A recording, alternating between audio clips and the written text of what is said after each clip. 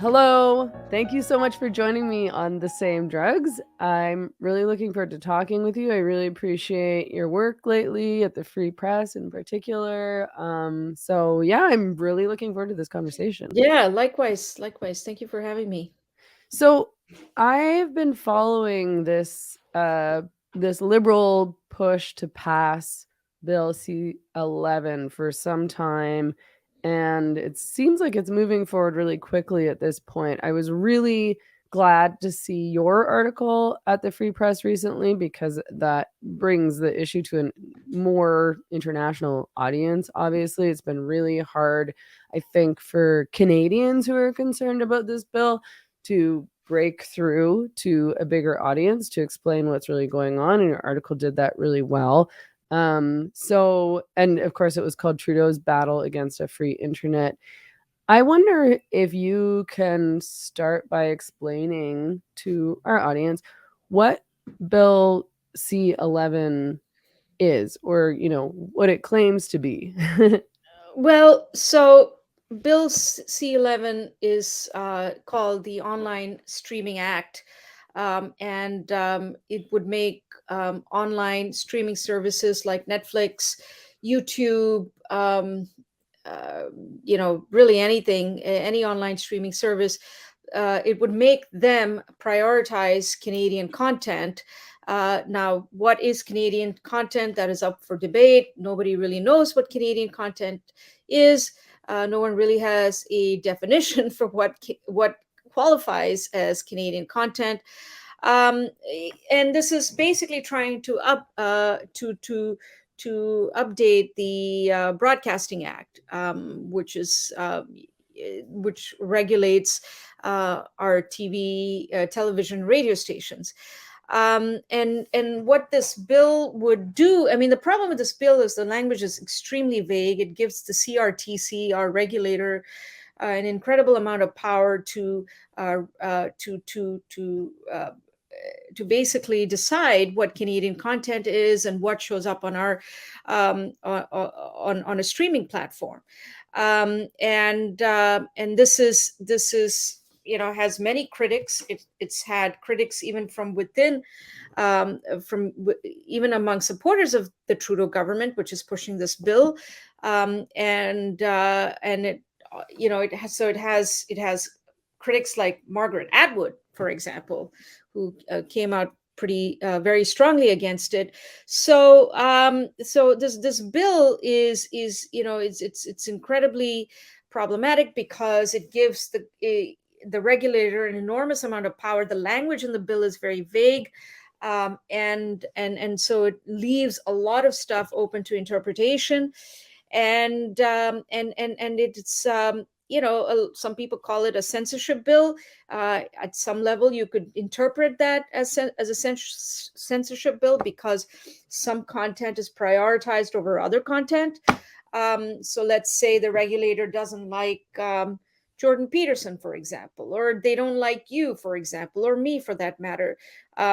They have the power to deprioritize that in favor of something that they think would make more ideological sense to them. Hmm. And where would that kind of content potentially be deprioritized? Is it that Canadians, if you're Canadian, you would be seeing something different on your feed as determined by the CRTC? How would that actually work in practice? Yeah, so the way this works is it's a little technical, but it's not really that hard to understand. Basically, just imagine this: on you go on to YouTube or whatever, and the algorithm. So a lot of this depends on the algorithm. So the CRTC would ask YouTube to alter its algorithm, and to prioritize Canadian content in Canada. And when that content is prioritized, what often ends up happening is that users will give a thumbs down to this content because this is not content that they want to see Mm. on their feed. And so they give it a thumbs down, and it limits the visibility of that content. and YouTube has come out strongly against this. This would actually harm Canadian content producers, and because and a lot of them rely on there are many prominent YouTubers who rely on their content being accessible in the US, in Europe, elsewhere, and that's a big part of their revenue stream. So when you prioritize this content, you're deprioritizing it elsewhere, and that's the crux of the problem here. Hmm. I mean, it's so funny. It's all very Canadian, but the government is the liberals are framing this bill as a means to support Canada's creators, artists, and creative industries. So that all sounds very nice. You're like, Hmm. okay, sure, why not support Canadian artists and creators? Um, but I mean, which is called CanCon, of course, as you know. But I mean, I wonder if you think that CanCon is actually an important thing. I mean, I don't know how genuine the Canadian government is in those claims, but do you think it's actually important, you're Canadian, to promote Canadian content in media? Do you really need the government to promote you as an artist, as a writer, as as someone who's in the creative space? No, I don't think so. I think we're doing just fine. There are other ways to um, make foster a cultural environment. More funding for the arts, for example, and that kind of thing. But many of us are doing just fine without the government intervening in this space. So the question is, why are they interfering in this space? And yes, you're right. It absolutely sounds innocuous and benevolent, and they're trying to help us. But at the end of the day, it is another instance of government overreach. Let's not forget that, and that's what this is all about. And you're giving a regulator that can't even define what Canadian content is. You're giving this regulator an enormous amount of power. You're giving the government an enormous amount of power. I spoke to Jordan Peterson for this story, and he made a good point, which is, look, you know, I'm I'm not ideologically aligned with this current government, so they're not going to prioritize my content. Hmm. That's not going to happen. And more importantly, I didn't need the government to help me. I made it on my own. So what is this? Why is it that suddenly you need the government to step in and help Canadian artists? One of our biggest strengths actually is our soft power, the way Canadians have made their mark in Hollywood, pop music, south of the border. Pretty much every major, every big, any big artistic accomplishment, I'm sure you'll find a Canadian who's part of that. Either as a singer, as the artist, as someone working in that space. I mean, there's always a prominent Canadian who's part of that. So, the point is that Canadians are, and they're making it big here as well. That's the other point. Uh, a lot of many people actually got their start here, and Justin Bieber, for example, who made it big in the U.S., was discovered on YouTube because his mother was posting his videos on YouTube. He was singing at these contests, and he was busking, and his mom would just post these videos on YouTube and tag them appropriately. And one fine day, this talent scout discovered him, and the rest is history. And that's because not and that had nothing to do with the government. It had nothing to do with any government. It just happened organically. Yeah. Yeah, I mean, I agree with you, and I agree with Jordan Peterson as well. I mean, I most of my work that's, centered around Canada in any case is in opposition the to government policy and government ideology under the liberal government in any case. So I can't imagine that they would promote any of my work or content.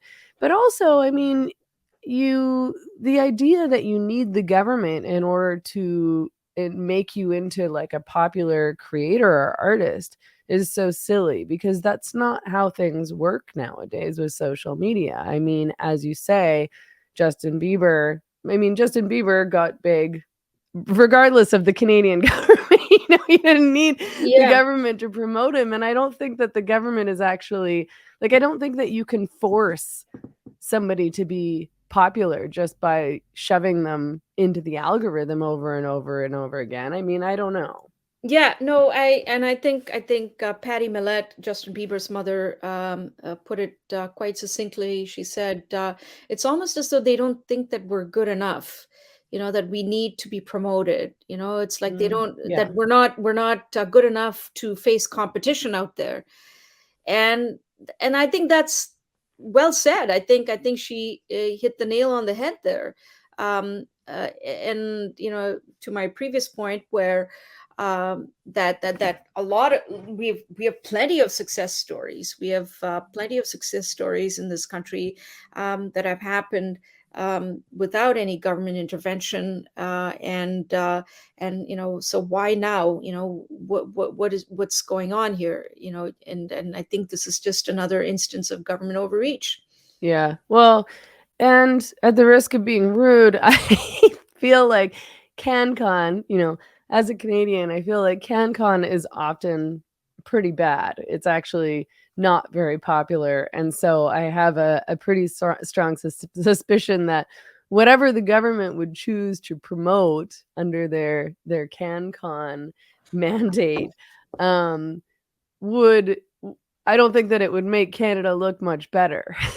you know, they tend to choose people and content for very political reasons that sort of advertise a certain politic or ideology or a certain version of diversity as according to the Canadian government, and it's never really very good. So if they actually are trying to promote Canadians and Canadian artists, I don't think that the government selecting these artists to be the ones to try to push out to the world is the best way to go about that. Yeah, no, I don't think the government should even be involved in this. Like, why are they No. why are they doing this? And um, it's all quite disturbing, to say the least, because Yeah. you look at Bill C-18, for example, which is the uh, it's a lot. It's again another one that would require, like, platforms like Google to pay Canadian news organizations for content that appears on their platforms. Oh, it's Uh, the Online News Act. Sorry to yes, interrupt. I just yes, looked it up. yes. So Bill C-18 is the Right, Online News right. Act. It's the Mhm. Online News Act. So, uh, And that this would is, force companies like Google, Meta, so yeah, Facebook, things like yeah, that, to yeah. pay Canadian media companies in order for their content to show up on their algorithms. Is that And right? yeah, and Okay. if I'm not mistaken, I think my what I heard was that several of these companies have threatened to just pull out of the Canadian market because they don't want to put up with this. So, these are all instances of how the government is trying to control what you and I consume, uh, and ultimately, that is the goal. And to what extent, and big tech, I think, for the most part, some will comply, some will just exit the market, but at the end of the day, it's you and I who are going to be facing the brunt of it, Mhm. because our basic rights and freedoms are once again being infringed upon by the government, there needs to be some kind of a pushback here. Like I said, this is not a partisan issue. It is, it is an issue that has animated everyone from Margaret Atwood to people on the right. Their voices within the liberal government. The Yeah, li- conservative government, Pierre yeah, Poilievre. yeah, liberal senators have spoken out against it. So this is not a partisan issue. But it is a very, very important issue, and it does need uh, some serious pushback. I just don't see that happening. I think the battle is still on. Um, I just worry when it becomes law. Um, it's just, by the way, one thing I should point out is that we are the only country, as far as Bill C-11 is concerned, we are the only country on the planet, uh, at least as far as advanced Western democracies are concerned, uh, that we're the only ones pursuing this. uh, the only other countries that have a version of this are authoritarian countries like North Korea and China. Hmm. Uh, so Canada is an outlier, and no other country is pursuing this, something so draconian. Bill C-18, I think, was inspired by something in Australia, something similar in Australia, but that hasn't been working well for the Australians. But Bill C-11, we're an outlier in the Western Hemisphere as far as liberal democracies are concerned. Yeah, it's very weird to me, and that's what I thought right away. I was like, okay, so pushing Canadian content as determined by a government entity, the CRTC, into our algorithms, that strikes me as very China. Do you think that this actually is sort of a greater plan to control access to information, to free speech, to force government ideology onto the public, to keep them limited in terms of what kinds of ideas and maybe challenges or criticisms Canadians have access to or are exposed to? Yeah, I think as far as the future is concerned, I try to be as optimistic as possible.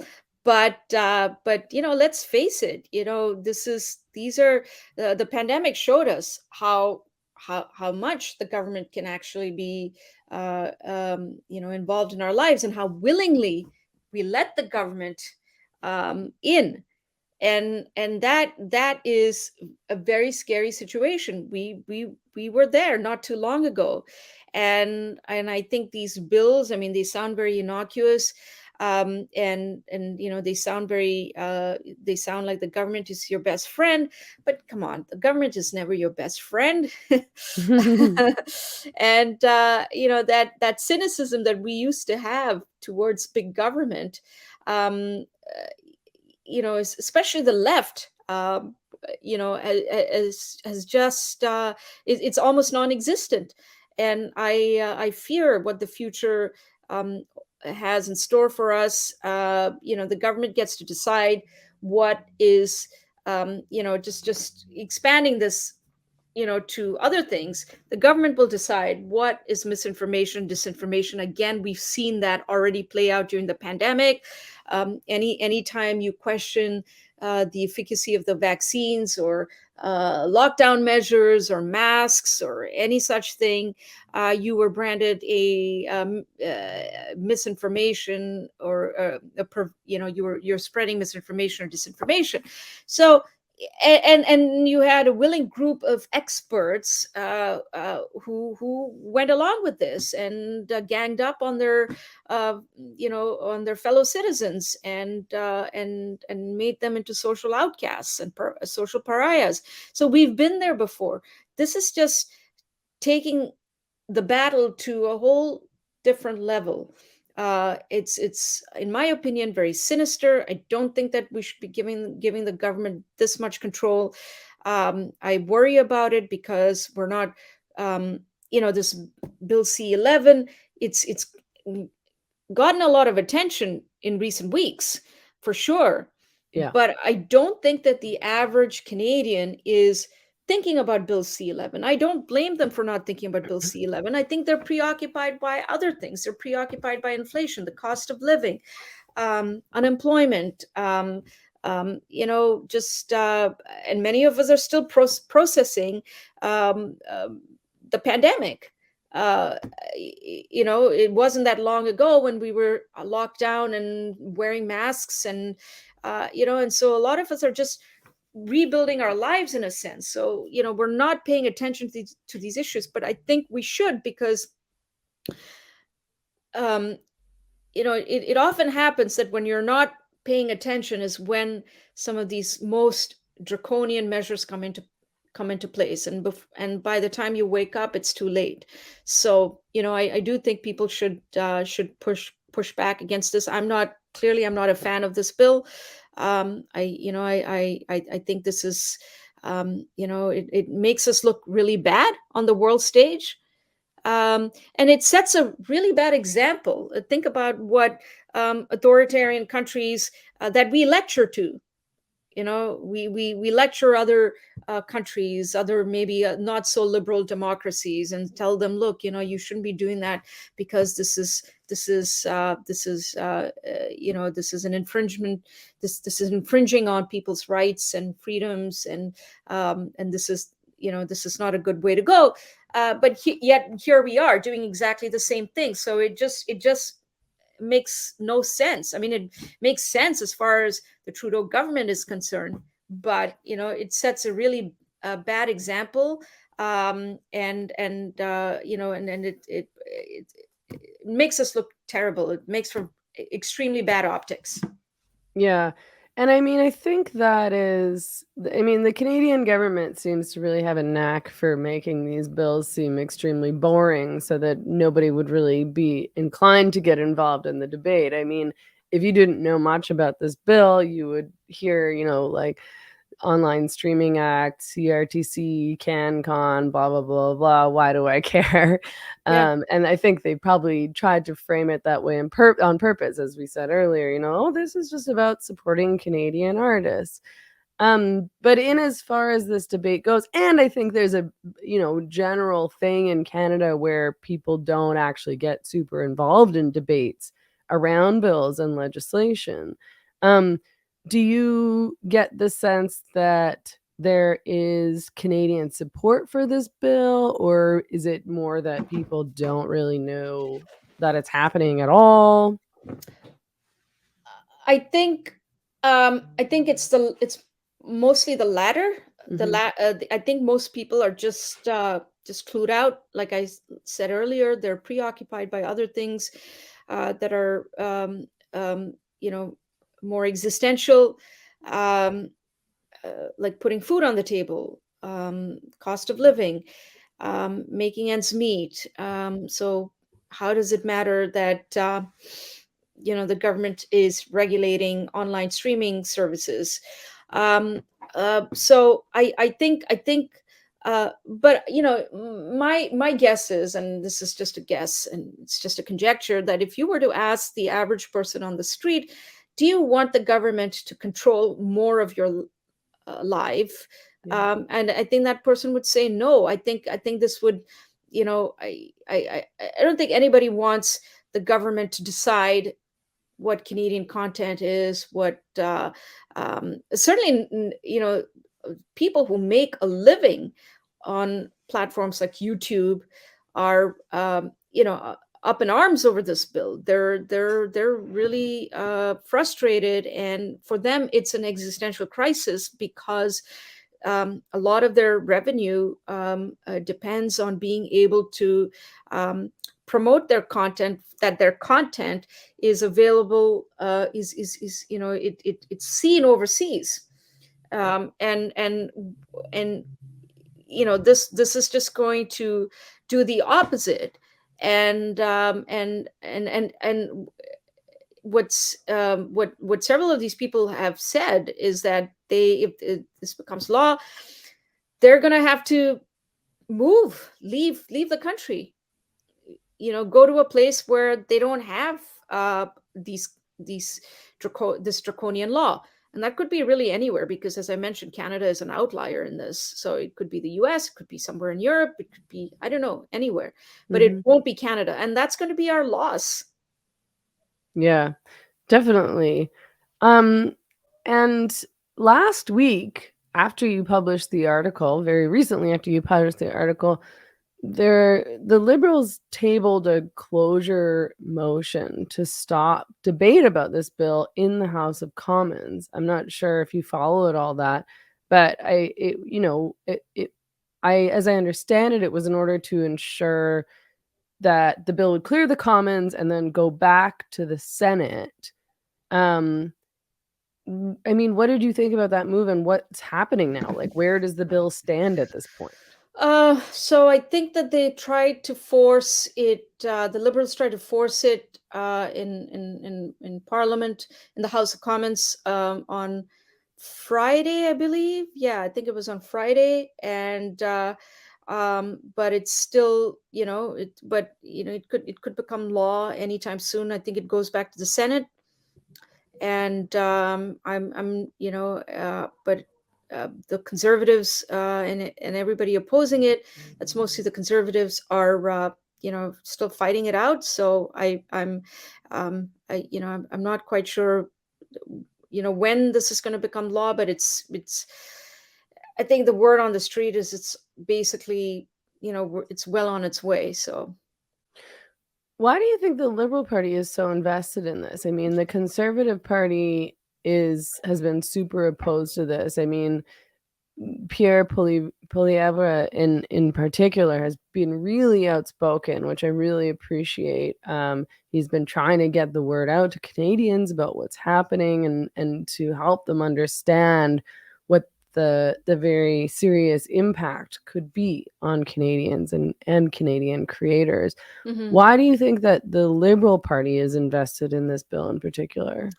Well, that's a great question. And I have been, I was thinking about that quite a bit when I was working on the story.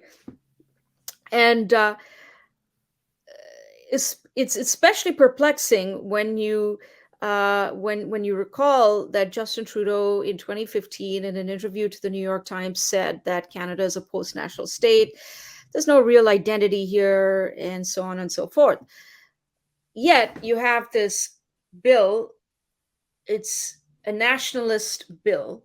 It's talking about Canadian content, promoting Canadian content, and it sounds very parochial, almost. In fact, it is very parochial, and so the Justin Trudeau of 2015, he says this, and then the Justin Trudeau government of 2023 is trying to push this bill to become law. And the so the two things are at odds with each other, but I think we have to remind ourselves the reason why this is happening is, especially with this government, they have been um, trying to exert control over our lives in gradually over the years since they've been in power, and the pandemic accelerated that to a great extent, and it gave them the excuse to be involved in our lives. Uh, and no government, actually, to be fair to the Liberal government, to be fair to the Trudeau government, every government around the world took advantage of the pandemic to push, all kinds of draconian measures, with the excuse that they were looking out for our well-being.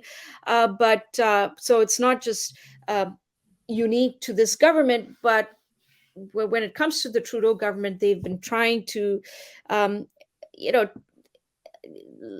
they've been tinkering they've been inching closer and closer to how can we how can we play a bigger role here, how can we get more involved, how can we um, uh, control the masses, how can we do that? And hey, Justin Trudeau's still popular, and he's still a charismatic leader according to the polls, and he's still standing strong as far as I'm concerned. So I think the fact that they think that they can push